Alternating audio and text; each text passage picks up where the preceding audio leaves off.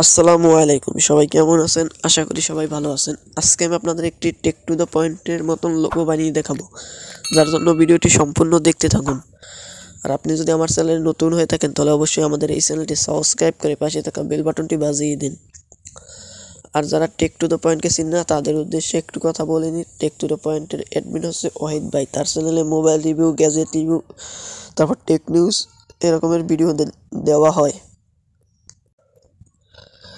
এই লোগোটি বানানোর জন্য আপনাদের প্রয়োজন হবে একটি লোগোর টেমপ্লেট। সেটা কিভাবে ডাউনলোড করবেন সেটা আমি এখন বলে দিব। সেটা ডাউনলোড করার জন্য আমার ভিডিও ডেসক্রিপশন বক্স ওপেন করুন। সেখানে একটি লিঙ্ক দেওয়া আছে যে টিটিপি লোগো লিখে, সেই লিঙ্কে ক্লিক করুন। তারপর ওপেন করুন আপনাদের ফোনে থাকা পিক্সেল ল্যাবস অ্যাপসটি। যদি সেটিও না থেকে থাকে আমার ভিডিও ডেসক্রিপশন বক্স চেক করুন, সেখানে লিঙ্ক দিয়ে দিব। অলরাইট, পিক্সেল ল্যাবস অ্যাপসটি ওপেন করার পর আপনার এখানে একটি নিউ টেক্সট দেখতে পারবেন, এটাকে ডিলিট করে দিবেন। তারপর এখানে থ্রি ডট অপশন থেকে ইমেজ সাইজ থেকে এটা কাস্টম থেকে আপনারা ইউটিউব থাম্বনেল করে দিবেন। তারপর ওকে।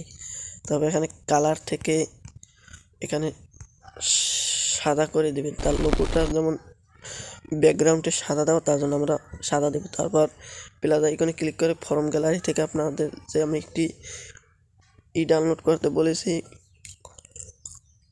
লোগো টেমপ্লেট, সেটা ডাউনলোড করার পরে সেটা আপনারা ডাউনলোড অপশন থেকে খুঁজে নেবেন।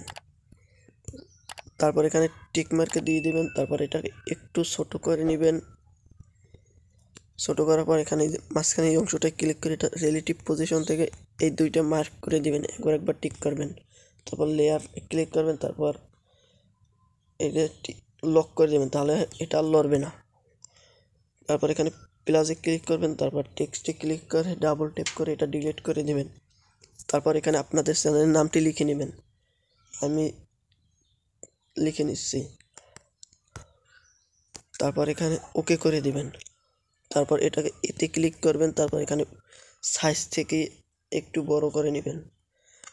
তারপর এটাকে আপনারা ফন্ট স্টাইল সেট করতে পারেন। তার জন্য এই যে ফন্টে ক্লিক করবেন, তারপর আপনাদের পছন্দের একটি ফন্ট দিয়ে দিবেন।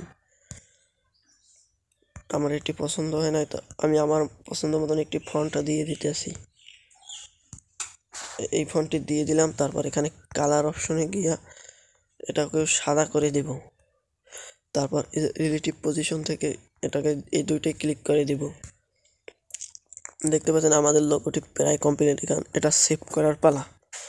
তার জন্য এইটাই ক্লিক করবেন। তারপর এই যে সেভ অ্যাজ ইমেজ, তারপর কাস্টম থেকে এটা আলট্রা করে দিবেন। তারপর সেভ টু গ্যালারিতে ক্লিক করবেন।